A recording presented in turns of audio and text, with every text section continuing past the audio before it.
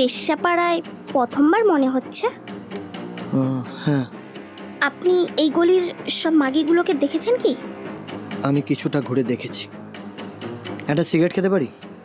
এই বেশ্যাখানায় এসে এত ন্যাকামো যে আসে কোথা থেকে আপনাদের জানি না বাবা। নিন, জামা প্যান্ট খুলুন। হ্যাঁ, আমি তোমার সাথে শুতে আসিনি, আমি বিবাহিত।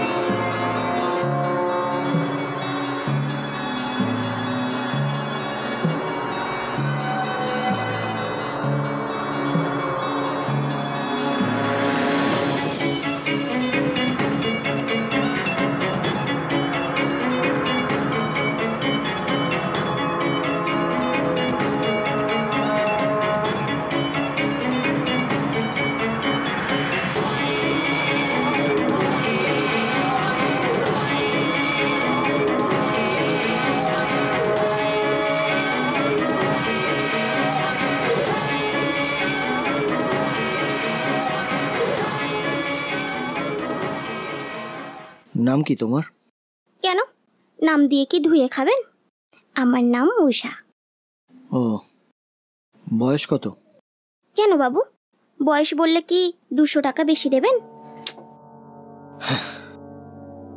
তুমি তুমি এমন ভাবে কথা বলছো কেন? ভালোভাবে কথা বলার জন্য কি এক্সট্রা টাকা দেবেন? এমনিতেই তো কম টাকা নাওনি। বাবু, টাকা দিয়েছেন শুধু আমার এই শরীরের জন্য।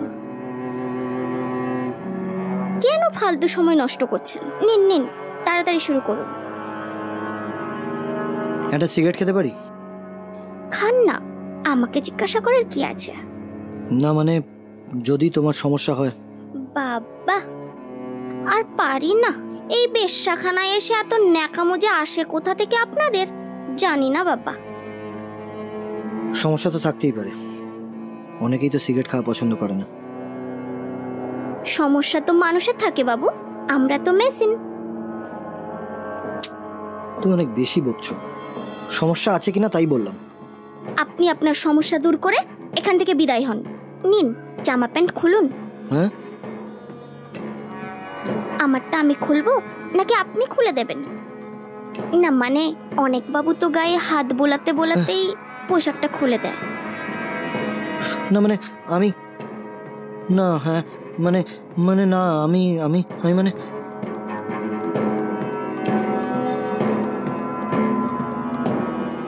ও, বুঝেছি। বেশ্যাপাড়ায় প্রথমবার মনে হচ্ছে।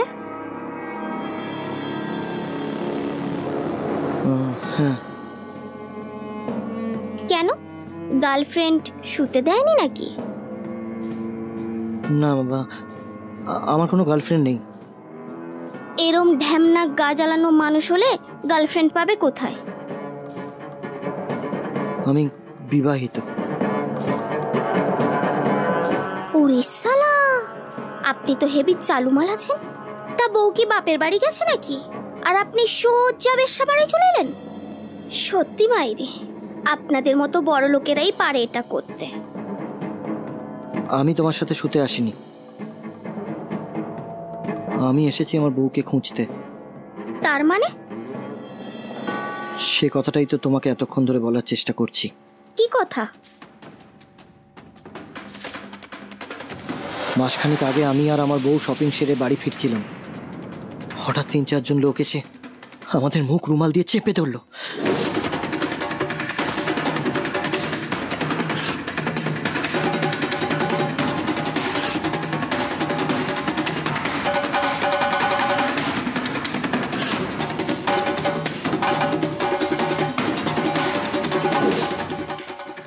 পরদিন সকালে যখন আমার জ্ঞান ফিরল, তখন আমি হাসপাতালের বেডে শুয়েছিলাম। আর আপনার স্ত্রী? ছিল না। জানো, আমি আমার স্ত্রীকে অনেক খুঁজেছি, কিন্তু কোথাও পাইনি খুঁজে। তা হঠাৎ এই বেশ্যাপাড়াতে এলেন কেন? কারণ গতকাল আমার স্ত্রী আমাকে ফোন করেছিল। তা কি বললো? নতুন কোনো ঢ্যামনার সাথে ফুর্তি মারছে নিশ্চয়। শুধু বলল আমাকে এখান থেকে নিয়ে যাও। এখানে ওর নাম মনীষা। আমাকে ও এখানকার ঠিকানাটাও বলল। আমি কিছু বলার আগেই প্রতিমা ফোনটা কেটে দিল। বুঝতে পারলাম হয়তো সে ওইটুকুই সময় পেয়েছিল আমাকে জানানোর জন্য। তারপর আপনি ঘুরিয়ে ফোন করেননি? হ্যাঁ, করেছি অনেকবার, কিন্তু ফোনটা লাগেনি। তাই তো ওকে এখানে খুঁজতে এসেছি। আপনি এই গলির সব মাগিগুলোকে দেখেছেন কি? আমি কিছুটা ঘুরে দেখেছি, কিন্তু এত বড় এলাকা আমার পক্ষে খুঁজে বের করা সম্ভব নয়। তাই তো আমি তোমার কাছে এসেছি। আমি কি করব? আমি তো আপনার স্ত্রীকে চিনিও না।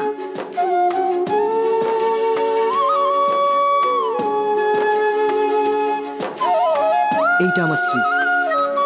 ওর এখানে নাম মনীষা। কই দেখি।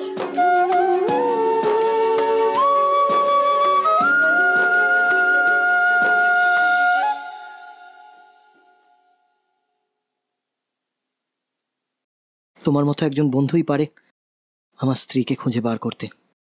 দাও না, দাও না, এই নরক থেকে আমার স্ত্রীকে খুঁজে বের করে দাও না। তুমি যা চাইবে আমি তাই দেব। হ্যাঁ, তাই দেব।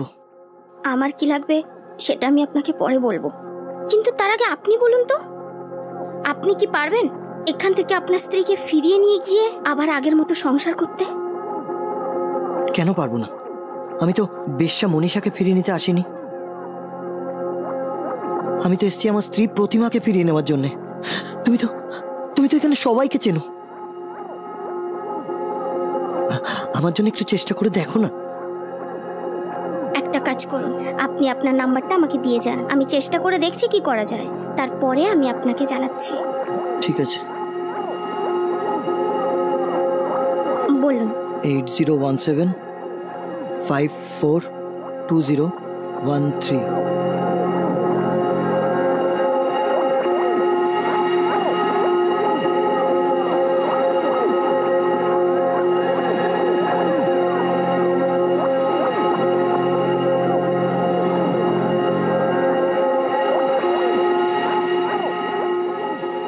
দুদিন হয়ে গেল মেয়েটা ফোন তো করলো না।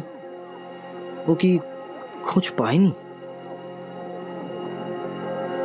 নাকি আমার নাম্বারটাই হারিয়ে ফেলেছে?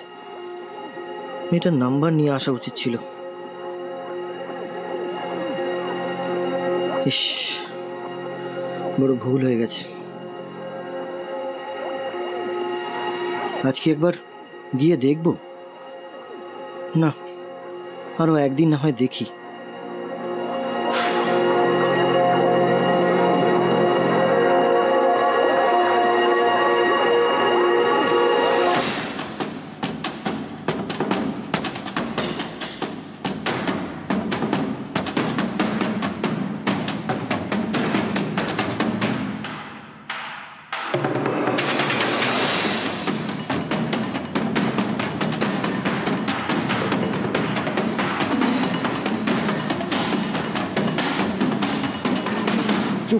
একদম কথা বলবি না।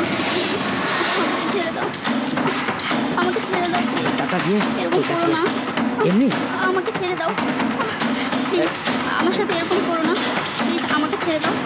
আমি এখানকার মেয়ে না, আমাকে এখান থেকে ছেড়ে দিন প্লিজ প্লিজ প্লিজ, আমার সাথে এরকম করবেন না।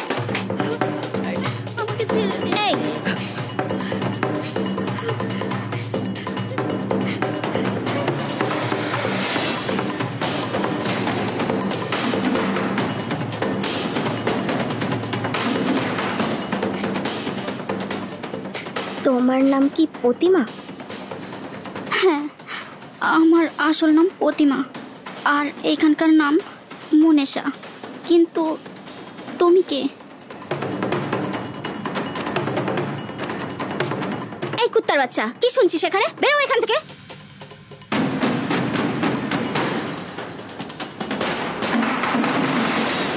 তুমি কে বোন? আমি জানি না, আমাকে তুমি বাঁচাও। আমি আর পারছি না বোন, আমাকে এখান থেকে নিয়ে চলো প্লিজ। তুমি ভয় পেও না, আমি আছি তো। আমি তোমাকে ঠিক বাড়ি পৌঁছে দেব।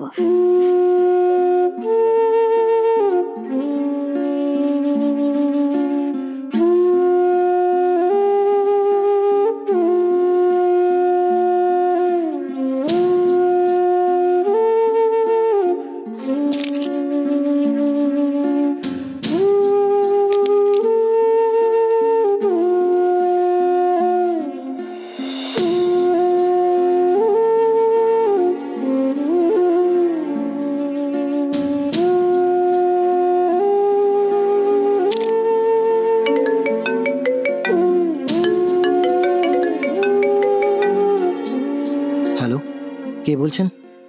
আমি উষা, আপনার স্ত্রীর খোঁজ আমি পেয়ে গেছি। হ্যাঁ, সত্যি বলছেন? সে কোথায়? আমার রুমের ঠিক 3টে গলির পর ওর রুম। আর এখানে নতুন তো, তাই হাতে এখনো ফোন পাইনি। সেদিন এক বাবুর ফোন থেকে আপনাকে ফোন করেছিল। আপনি এসে আপনার প্রতিমাকে নিয়ে যান। আমি আসছি, আমি এক্ষুনি আসছি। আচ্ছা ঠিক আছে, আপনি আসুন।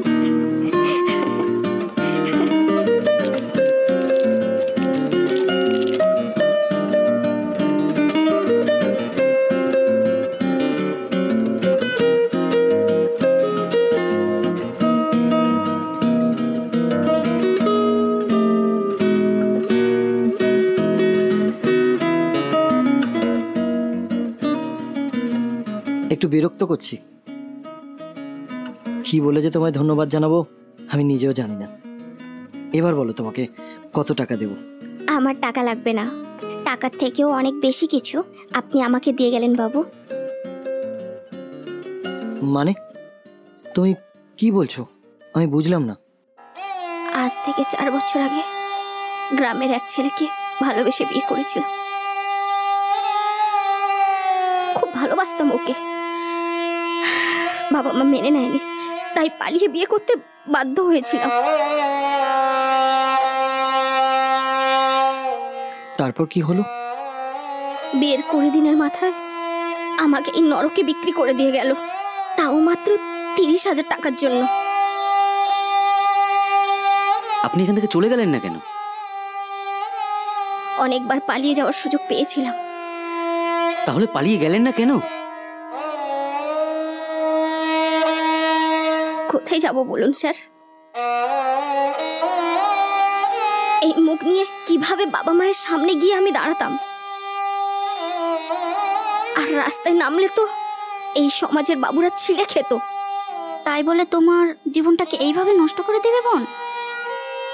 এই বেশ ভালো আছি দিদি, দুটো খেয়ে পড়ে তো বেঁচে আছি। আর তাই সেদিনের পর থেকে আমি আর কোনো পুরুষকে সহ্য করতে পারি না, বিশ্বাস করতে পারি না কাউকে। শুধু মনে হয় সব পুরুষই সমান। তোমার কষ্টটা আমি বুঝতে পারছি উষা। বাবু, আপনি আমার সেই ভুলটা ভাঙিয়ে দিলেন, নতুন করে বিশ্বাস করতে শেখালেন। একটা পুরুষ যেমন তার স্ত্রীকে বেশ্যাপাড়ায় বিক্রি করে দিয়ে যেতে পারে, তেমন একটা স্বামী তার স্ত্রীকে এখান থেকে উদ্ধার করে নিয়ে যেতেও পারে। আমি তো তোমায় কিছু টাকা দেবো ভেবেছিলাম, তুমি নেবে তো? এই 4 বছরে গতর খাটিয়ে প্রচুর টাকা রোজগার করেছি বাবু। আর আপনি যে আমার ভুলটা ভাঙিয়ে দিয়েছেন, সেটা টাকার থেকেও অনেক দামি। তার মানে তুমি আমার থেকে টাকা নেবে না? না বাবু, আপনি বাড়ি যান আপনার প্রতিমাকে নিয়ে। আর আপনাকে ধন্যবাদ আমাকে সত্যিটা বুঝিয়ে দেওয়ার জন্য। সব পুরুষ সমান নয়, কেউ রেখে যায়, কেউ নিয়ে যায়, কেউ রাখতে আসে, আর কেউ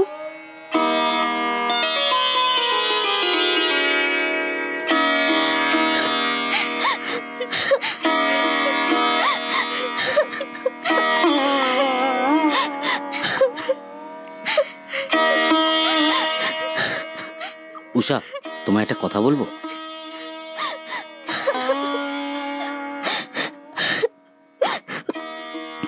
বলুন স্যার। আমি যদি তোমাকে আমার সাথে নিয়ে যাই, তুমি কি যাবে আমার সাথে? স্যার, আমাকে নতুন করে স্বপ্ন দেখাবেন না আপনি। আর তার ওপরে আপনি আবার পুলিশ। কেন, পুলিশের কি হৃদয় থাকতে নেই? দেখো উষা, সব পুলিশ মানেই যে খারাপ এমনটা নয়। আমরাও তো রক্ত মাংসে গড়া মানুষ। হয়তো নানান কাজের চাপে কোথাও একটু ভুল হতে পারে।